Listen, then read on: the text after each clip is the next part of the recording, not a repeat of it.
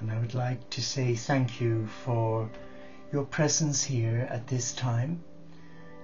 And I would like to welcome those who've not logged in. And if you have a candle handy, I would like you to join me and we light the candles together, because the candle symbolizes peace. It also symbolizes the presence of a loving God.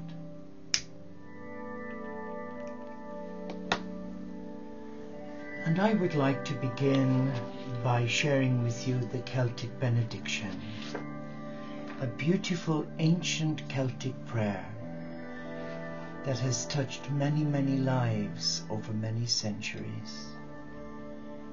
Deep peace, pure white of the moon to you, deep peace, pure green of the grass to you, deep peace, pure brown of the earth to you, deep peace, pure grey of the dew to you, deep peace, pure blue of the sky to you, deep peace of the running wave to you, deep peace of the flowing air to you, deep peace of the quiet earth to you, deep peace of the shining stars to you, deep peace of the Son of Peace to you. And as we gather around this table of love, I would like us now to just relax, to be still, and to experience the serenity in our quiet place where we are, and just feel the earth below your sacred feet. If you're wearing shoes or slippers, it would be a good idea to remove them, so that when we call on Gaia, our beloved Earth Mother, then she will be able to release her healing love up through the soles of your feet, balancing and strengthening all of your chakras. So let us just sit quietly for a moment, and let us just focus on our in-breaths, our sacred breaths. And when we breathe in, I would like you to visualize the tree of life with the 7 branches touching the heavens and the 7 sacred roots touching the earth. And that we become a conduit of love from the Holy Father, Mother God, and the company of heaven, releasing their love down through us to the earth and to all mankind, and Mother Earth releasing her love up through the soles of our feet to our heart. So let us be still now, and let us just embrace the I Am presence within us. And we begin by taking a deep, non-labored in-breath. And now we hold it. And now we release into the arms of Gaia. Release any tension or stress, any fear or sadness. And as you take another nice, deep, non-labored in-breath, experience the love of God. And in your out-breath, release a blessing to all here. And now just continue to go with the rhythm of your own breathing and relax. Relax in the presence of a loving Father, Mother God. who has invited you and me to come and sit a while and be still and receive their blessing, to receive their strength, to receive their love. Relax now and be mindful of the tree of life, of the energies flowing down from the Father, Mother, God, the Divine Feminine, and the whole company of heaven.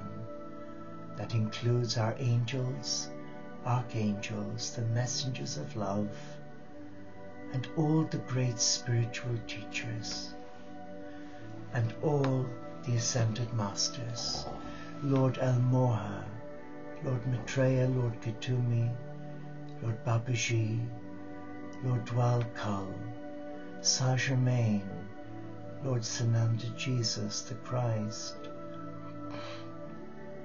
Lord Merlin, Lady Nada, Lady Portia, Lady Athena, Mother Mary, Kuan Yin, Lady Magdalena. Be still now and sense their love flowing down through the 7 branches, down through our heart, releasing love through us to the sacred earth, to mankind. And as we breathe in again, we sense the presence of Gaia, the nature spirits, the tree devas and elementals, and all the love from Brother Sun and Sister Moon, coming right up through each of our chakras into our heart, balancing and strengthening our weary heart. Let us just be still and know there is no fear here, only love.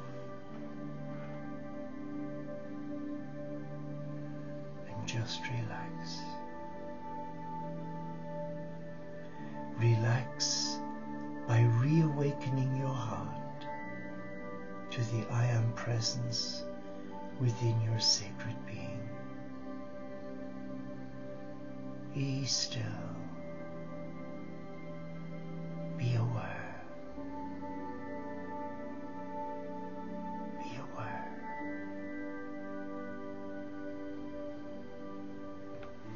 Be aware that you are love. Be aware that you are a child of God. Be aware.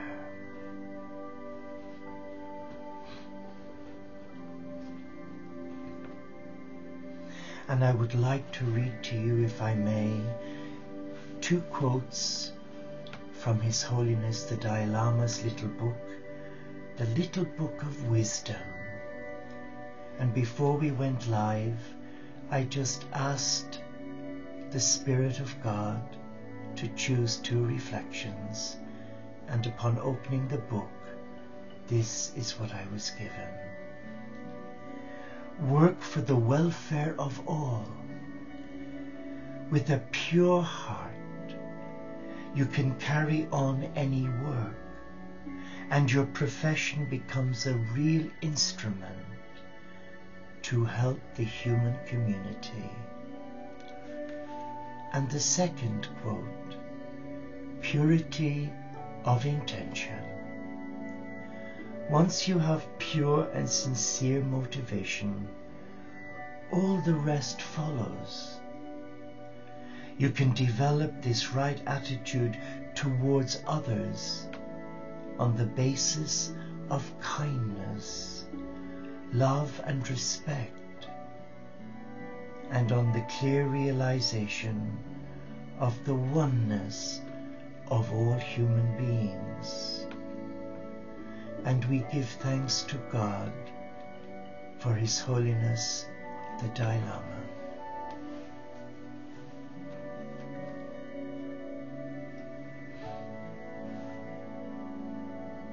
let us just ask of our heart, what were those words saying to us? Was there a message there that we needed to hear? And if so, let us bless it. Let us treasure it. And let us put it into practice with the help and the support of Gaia, our spiritual teachers, and the company of heaven.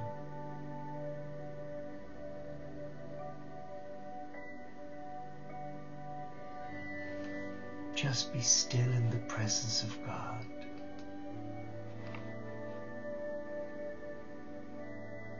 And let us just be.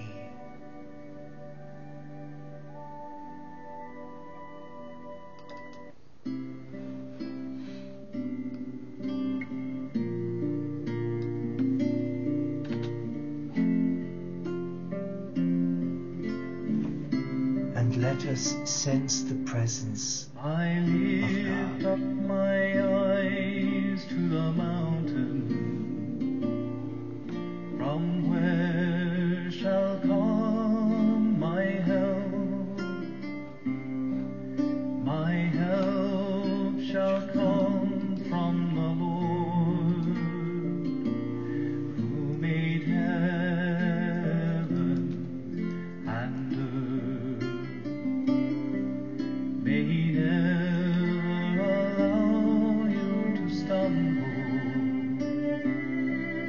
Let Him sleep not your guide. No, He sleeps not, no slumber.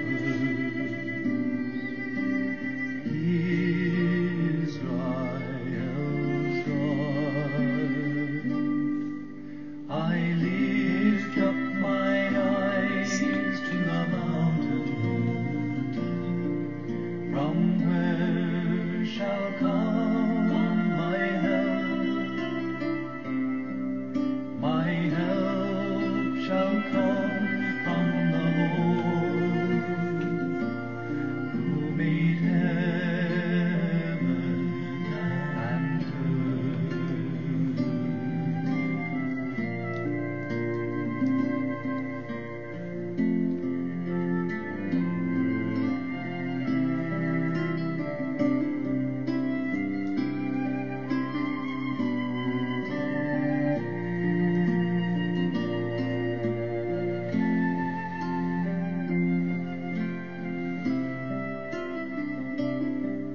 The Lord is your God and your shade.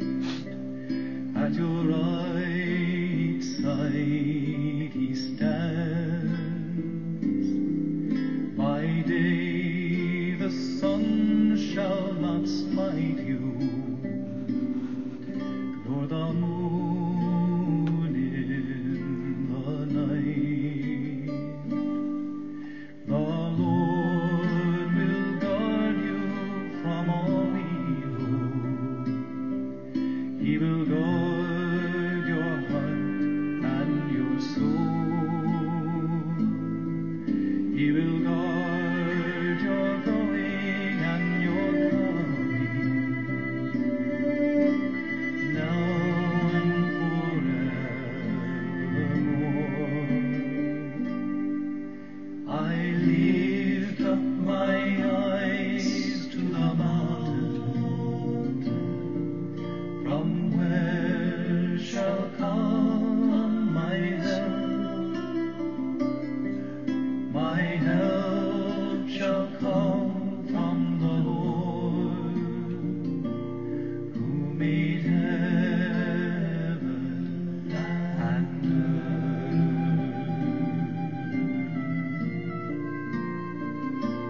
Bless you, God.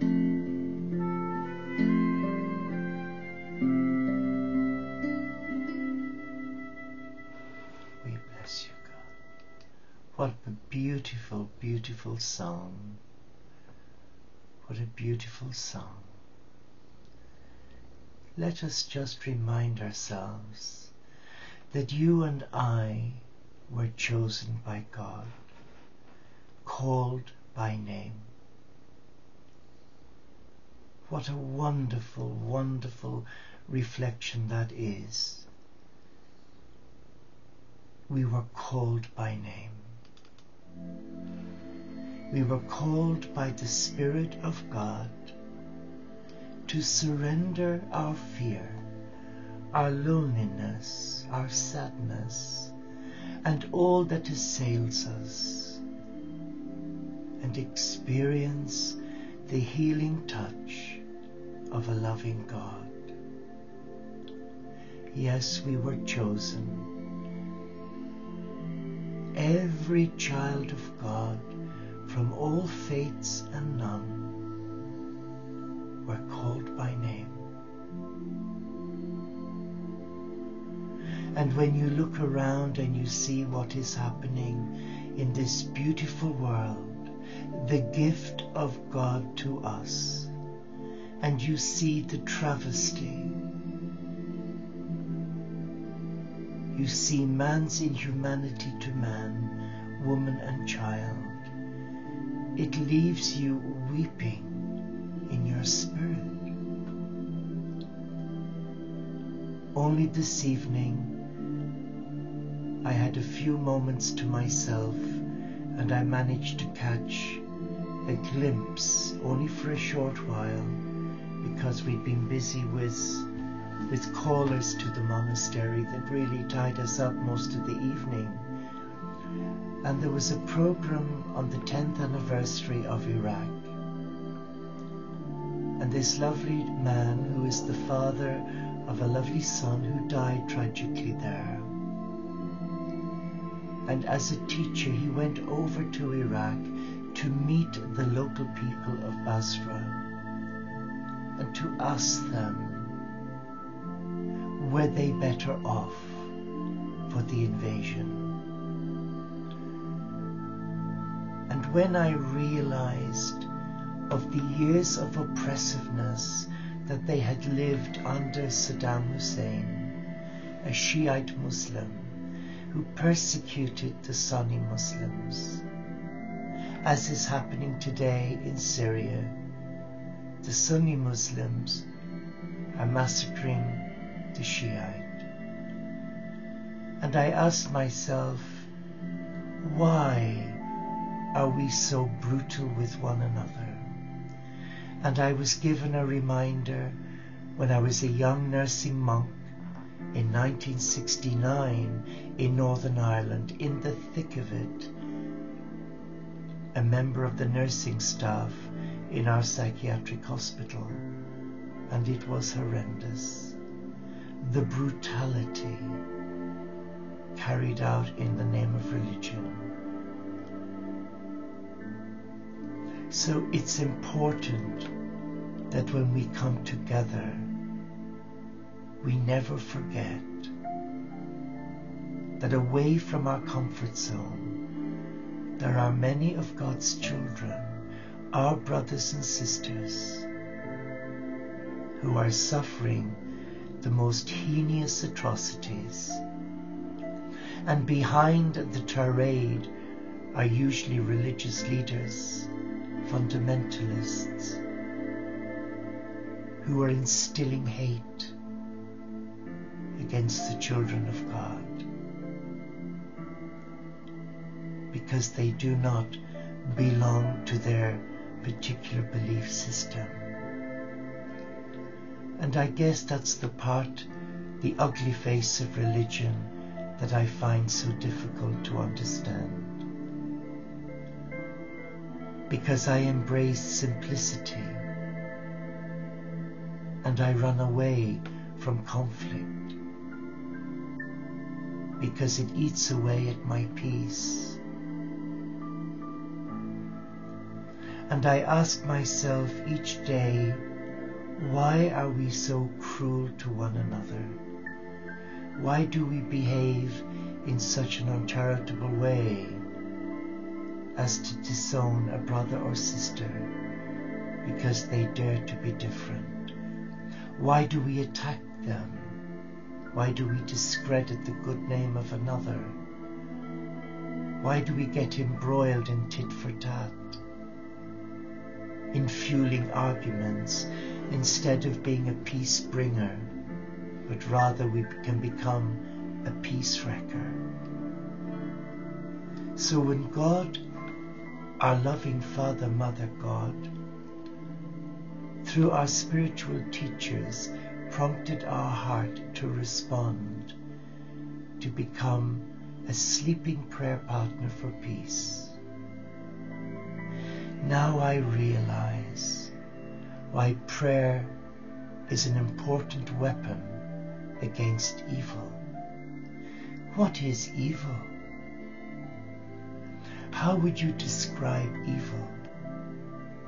Many people have said to me over the years, oh, this and that person, they're evil, like Saddam Hussein, Hitler, and many of the tyrannical leaders in history. But you know, I've come to a place now where I say, they're not evil. They've made an inappropriate choice through their own brokenness.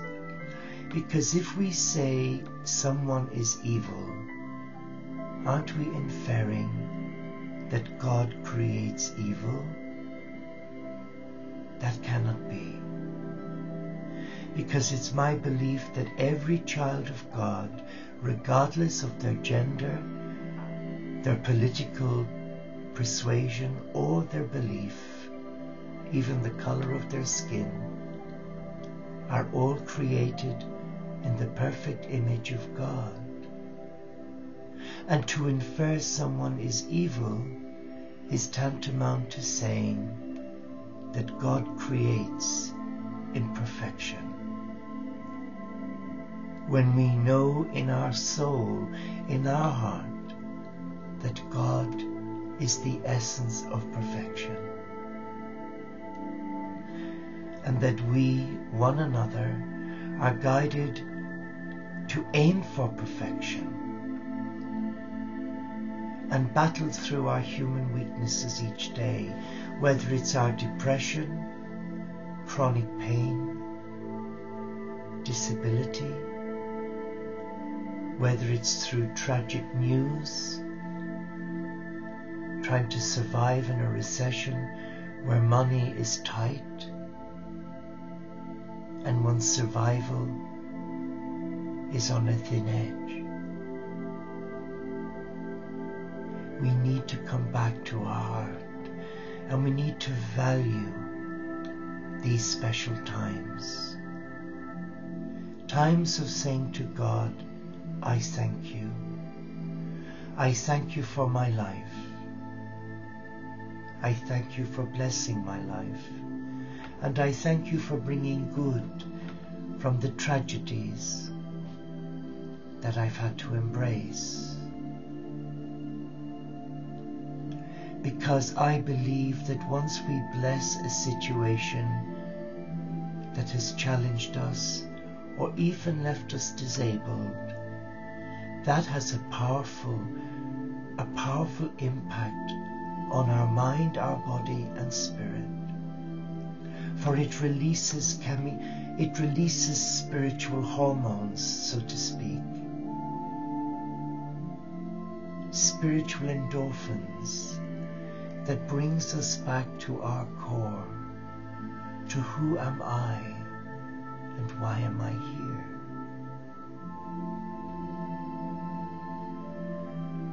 For many years I could never answer who am I or why am I here, because I was conditioned to one particular belief, that as a Catholic Christian, I was trained to believe that other faiths were not of God, and that I had to despise other faiths and see it as evil. Whereas now, in the third age, I realize with more than I've ever realized anything before why Francis called you and me to embrace all faiths. For they are the children of God, our brother, our sister. And when we embrace another who may not share our values, our belief, or our ritual, but when we embrace them in love,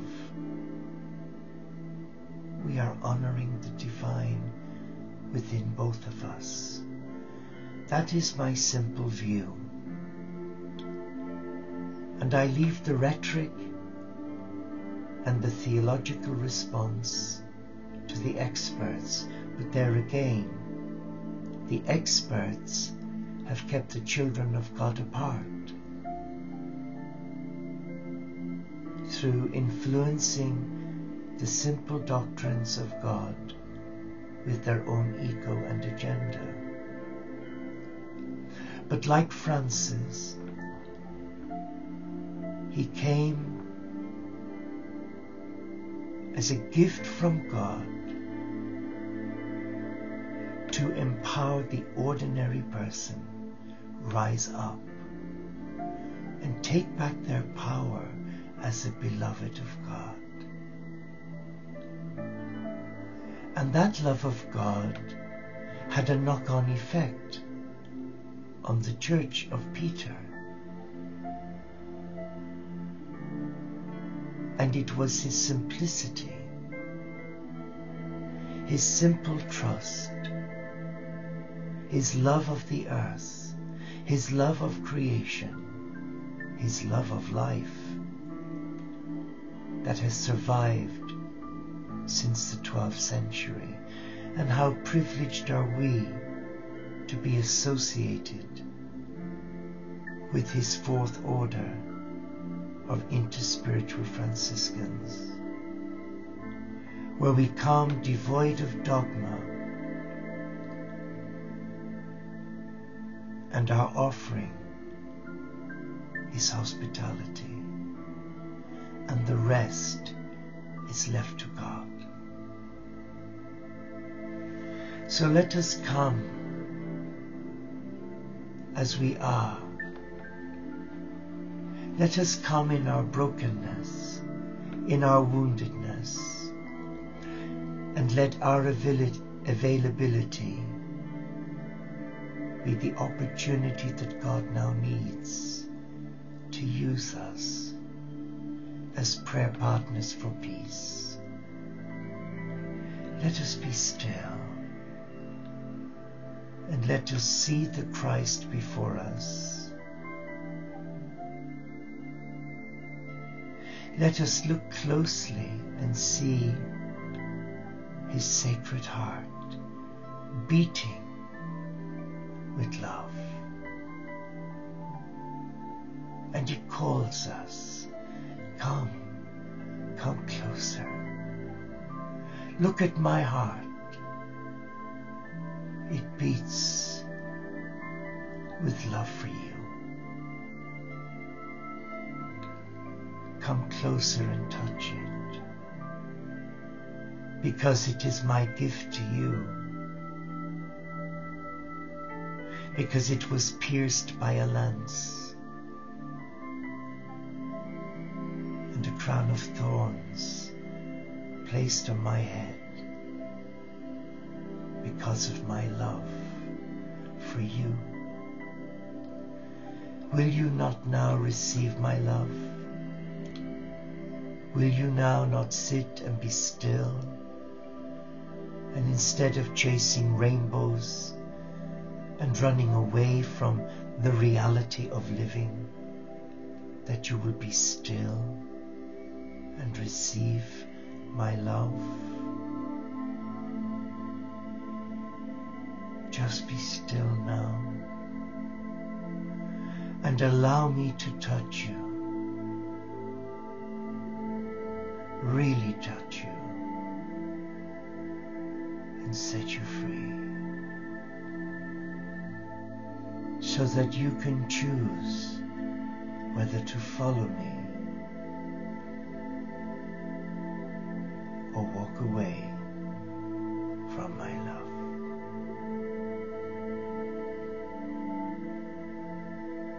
And the decisions that we make are all blessed by God, and there is no condemnation, no rejection, only love. And we look at his heart, and there we see the price of selfless love. For he gave himself that you and I could be free. How blessed are those who are called by name to surrender to love.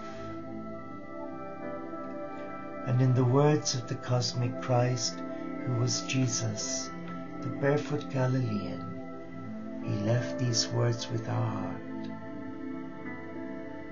Come, you whom my Father has blessed, and receive the kingdom that has been prepared for you. Come. Come.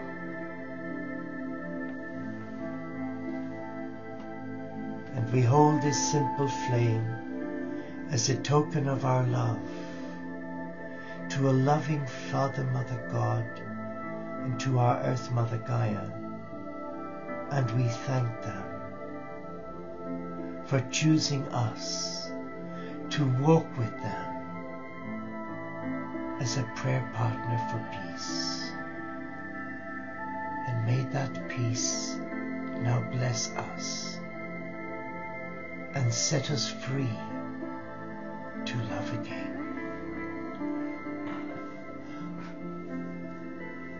And now I wish you Namaste, Shalom, Inshallah, Paxit Bonum, Om Shanti, Solo de Caritas, peace. May peace be in your heart, in your mind, in your soul. And remember, you too were called by name to love and to be loved. God bless you, and thank you for giving up your time to join me.